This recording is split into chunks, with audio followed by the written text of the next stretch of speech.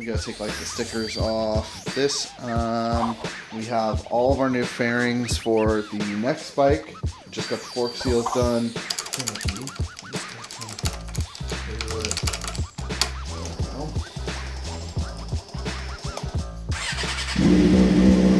Front brake works. Forgot to show you guys what it looks like. This isn't really a super important part of this whole.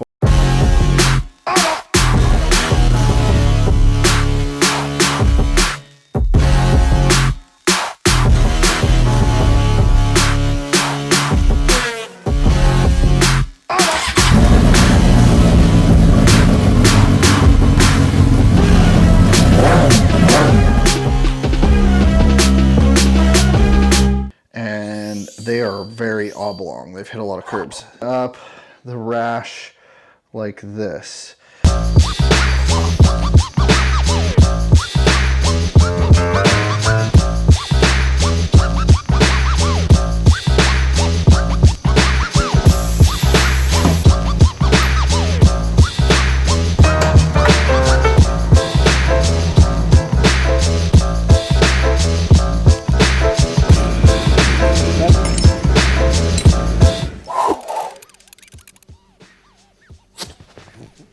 Alright, so it's been about 2 weeks or so since we did an update on the Gixxers. I think it's been 2 weeks. The Gixxer we're not keeping. We've torn all the way down and now we've put most of the way back together. So I'll show you that right now. Here's that bike. We gotta take like the stickers off and battery's charging. Gotta get the fairings the rest of the way together. There's a couple switches. This is the fan switch. This, I won't know until we start it to see if that will be needed or not. This bike has obviously seen it better days. It's got cracks on all the fairings and it's beat up. There is no oil in it. I gotta make sure I put oil in it here in just a few minutes. But I'm waiting for a headlight. So as soon as the headlight gets here, I'll put it all together finally and we'll be able to give it a quick ride. The headlight's over at John's house. It does have 2 different grips on it. It's a little funny. We have all of our new fairings for the next bike. We have also a bunch of the parts over there. We have the tank and the forks. Just got the fork seals done. We got the engine. That upper fairing is for this. But the goal today is to get this thing fired up and running, and then we'll go from there. I just want to give you guys an update. Obviously the garage is a little bit more kind of beat up and has seen better days, but I'm gonna get this thing, get some oil in it and then see if she starts. We just put some gas in it last night in this new tank. It used to have that tank over there on it. So yeah, and I got some wheels for the van, but I'll show you guys that in a completely separate video. So this quick commercial break is brought to you by Impact Tech USA. They are gonna give you guys 10% off of your next purchase. They are a great company. They've been doing crash cages and crash protection since 2008. They're also the first company to use the dual puck design on their crash cages. Unlike most other companies at the time, were just using single pucks. And I know from personal experience, whether it had a puck or it had one puck, I've gone through cages, I've used plenty of stuff that just didn't work. And when I finally started using Impact Tech in like 2009, 2010, it was a game changer. They go above and beyond to create their products and their crash cages. They use high quality steel and their products are made here in the United States, just in Riverside, California. So no tariff charges, no extra charges. That means your money stays in America with an American company. Like I said, I've been using their products for many years. From my R6 build back in the day to a bunch of other friends that have used their products or I have helped build their bikes in between then and now. I always suggest their products to anybody that's looking for stunt parts. If Impact Tech makes it, I suggest it to them. The other cool thing is they make products for a lot of bikes that are out there. All the popular bikes that exist, if they don't make it for your bike, reach out to them because they probably have a plan on making it happen. They focus mainly on protection for your bike. They also make easy pull levers and a bunch of billet CNC beautiful goodness. So get on over to Impact Tech USA, use code FATPAT, that's PHATPAT at checkout, and you'll get 10% off. All right, that's enough. Let's get back into the action. All right, so we have this ignition that's a little finicky. Just gotta kind of wiggle it. There we go.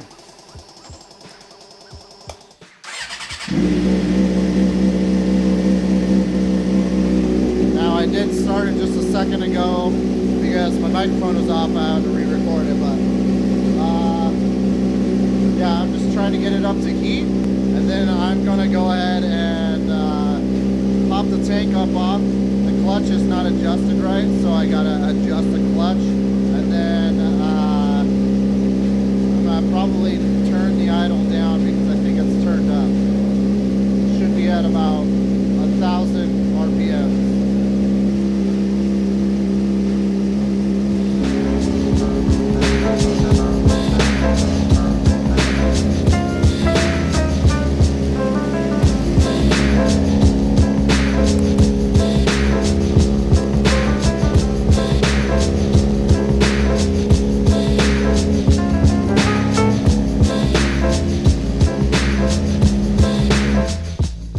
Running really good. I'm going to pop the tank off. It's not actually bolted down, it's just got this threaded in a little bit.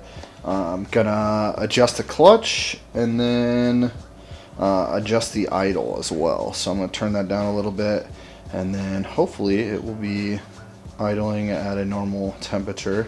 It seems like it's pretty much at the proper temperature right now, so it should be down, but it's not. And then gotta figure out the fan because there's a switch put on it. I think I can just wire it right in and it'll be fine, so we will see.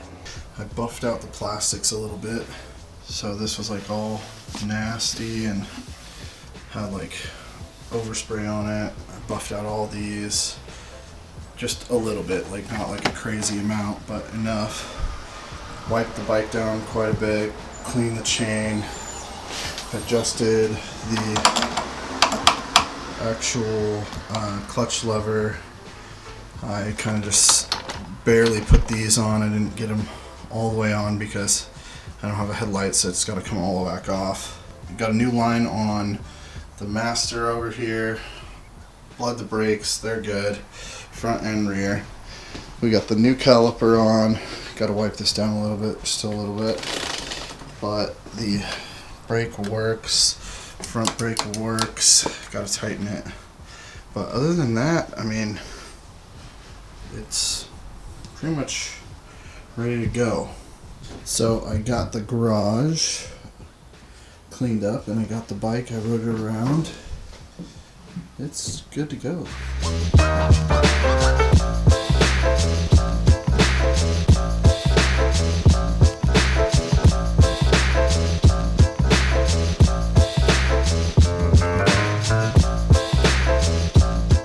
Alright guys, it has been a few days and the GSXR's done. I almost forgot to show you guys what it looks like.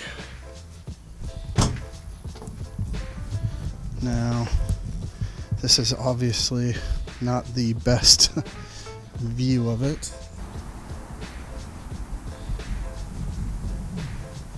But the headlight was really beat up.